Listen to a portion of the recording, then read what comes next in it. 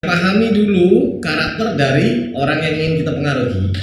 Setelah kita memahami karakternya, samakan bahasa kita dengan karakter subjek kita. Lalu bagaimana caranya kita bisa mengenali orang tersebut memiliki karakter yang mana?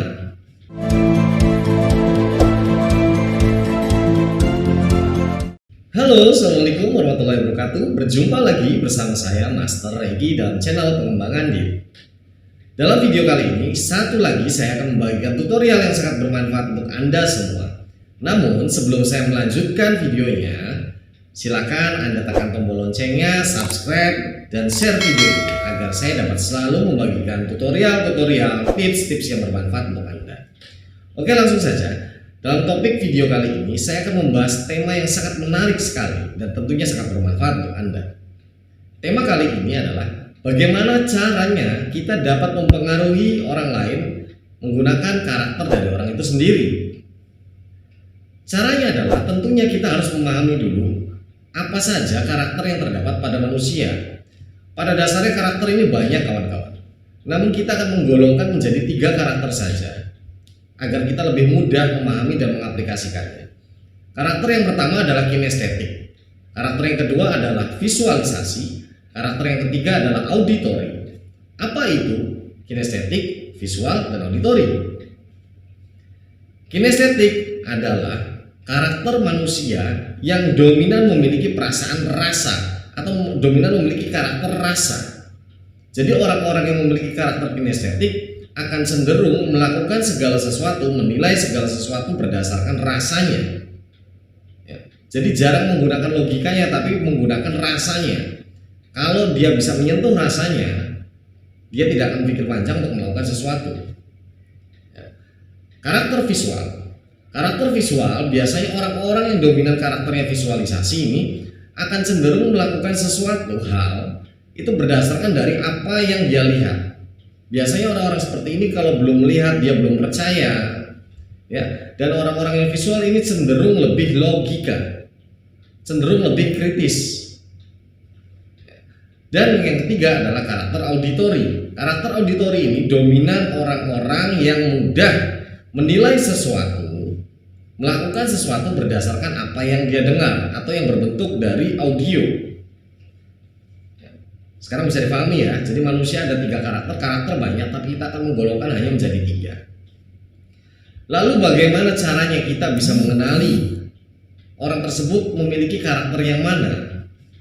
Ini cukup mudah kawan-kawan. Yang pertama bisa menganalisa dari setiap ucapan yang dia ucapkan, setiap perkataan yang dia ucapkan. Kalau kata-katanya banyak mengandung kata-kata yang menggunakan unsur rasa, dia itu lebih dominan ke kinestetik atau perasa.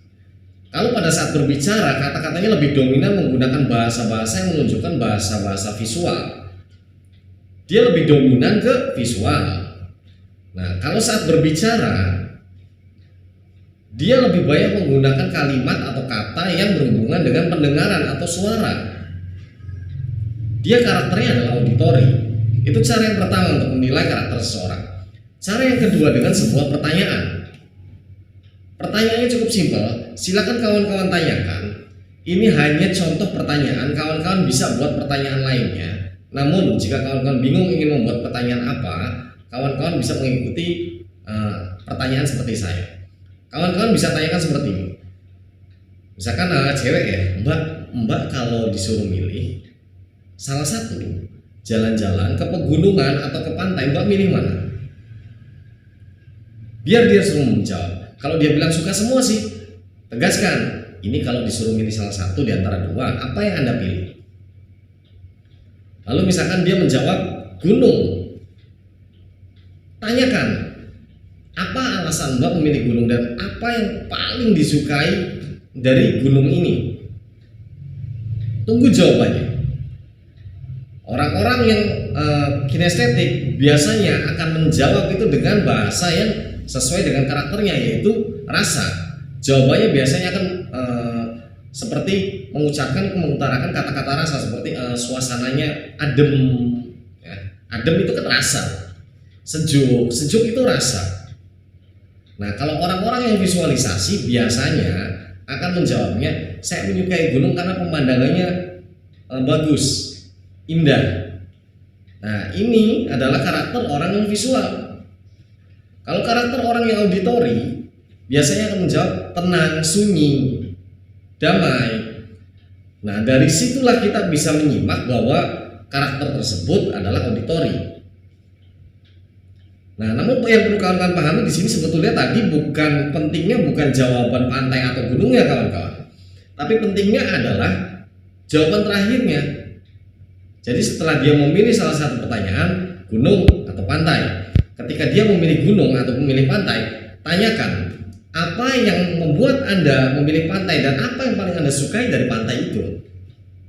Nah, jawaban inilah yang menentukan. Jawaban yang pertama, jadi yang kawan-kawan harus nilai adalah jawaban pertama yang dia keluarkan. Misalkan seperti tadi, karena sejuk atau karena pemandangannya luas kalau melihat laut. Nah, ketika jawaban pertama keluarkan dari mulutnya, dari ucapannya, itulah yang mendominasi karakternya. Jadi kawan-kawan di sini harus perhatikan apa jawaban pertama yang diucapkan. Jika jawabannya berhubungan dengan rasa, maka orang tersebut memiliki karakter yang lebih dominan ke perasa. Oke, sampai di sini sudah paham ya. Jika kawan-kawan sudah mengetahui cara bagaimana menilai seseorang tersebut karakternya tergolong karakter yang mana, baru setelah itu kawan-kawan bisa mengeksekusinya. Jika orangnya ini perasa, saya contohkan. Jika kita ingin meraih perempuan untuk mengajak makan bakso kah, atau ingin mengajak nonton kah, atau kemanapun itu. Nah, saat kita mengajak, gunakanlah bahasa-bahasa yang mengandung bahasa rasa. Karena perempuan tersebut karakternya adalah kinestetik misalkan. Artinya apa? Ketika kita menggunakan bahasa-bahasa rasa itu sesuai dengan karakter dia. Dan itu akan lebih mudah untuk memasuki pikiran bawah sadarnya. Seperti yang saya sampaikan dalam video sebelumnya mengenai pikiran manusia, hal yang dapat memicu terbukanya pintu gerbang pikiran bawah sadar adalah salah satunya adalah kenyamanan. Apabila kita mendekati seseorang yang seseorang tersebut karakternya kita samai, maka orang tersebut akan merasa nyaman dan otomatis di situ kita dapat memasukkan pesan ke dalam pikiran bawah sadarnya. Jadi kalau karakternya kinestetik, ajaklah dengan menggunakan bahasa-bahasa yang mengandung unsur kinestetik atau rasa. Contoh, misalkan kita tadi mau ngajak makan bakso, Mbak, yuk kita makan bakso di sana. Saya rasa baksonya di sana enak sekali loh. Nah, di situ dia akan lebih tersentuh, dia di situ akan lebih memiliki dorongan untuk mengiyakan ajakan kita. Tetapi jika kita menggunakan bahasa yang visual, sedangkan dia karakternya kinestetik, Mbak, kita makan bakso di sana ini. Karena di sana saya lihat baksonya enak banget, ramai banget kelihatannya di sana. Itu bahasa-bahasa yang mengandung unsur visual. Sehingga apa? Tidak sesuai dengan karakter subjek, tidak sesuai dengan karakter orang yang ingin kita bujuk ini, orang yang ingin kita pengaruhi ini. Jadi gunakanlah bahasa yang sesuai dengan karakternya gitu. Dan ini bisa kawan-kawan gunakan dalam berbagai hal, baik dalam presentasi kan, baik dalam melamar kerja ketika di interview kan, ya, baik ingin meminang perempuan kah, lelaki kah, atau apapun itu, mendidik anak kah. Mendidik anak kita perlu memahami karakter anak ini apa. Ketika kita sudah paham, kita bisa dengan tepat, tertarget, tepat sasaran. Ya, jadi mungkin kan selama ini kawan-kawan sudah pintar dalam melakukan argumentasi, komunikasi, speaking dan sebagainya. Tetapi tanpa kawan-kawan sadari, kawan-kawan hanya pintar berbicara, kawan-kawan hanya pandai merangkai kata, tetapi kata-kata yang kawan-kawan keluarkan itu bertolak belakang dengan karakter lawan bicara kita. Alhasil apa? Energi kita terbuang sia-sia. Kita sudah ngomong panjang lebar, tetapi apa? Tetapi subjek tidak dapat terpengaruh. Sering sekali misalkan kita menawari barang, kita sudah menawari barang panjang lebar, sudah menjelaskan panjang lebar, lalu tiba-tiba subjek bilang, oke Pak, nanti saya pikir-pikir dulu. Oke Pak, nanti next saya beli lagi. Sakit nggak begitu? Sakit dong. Tapi hal ini bisa kita minimalisir ketika kita menawarkannya dengan bahasa-bahasa yang sesuai dengan karakter subjek ini. Oke, jadi bisa dipahami ya, pahami dulu karakter dari orang yang ingin kita pengaruhi. Setelah kita memahami karakternya, samakan bahasa kita dengan karakter subjek kita. Baru di situ Anda atau kita semua dapat mempengaruhi dan dapat lebih memiliki kesempatan untuk memasukkan pesan ke dalam pikiran bawah sadar subjek tersebut.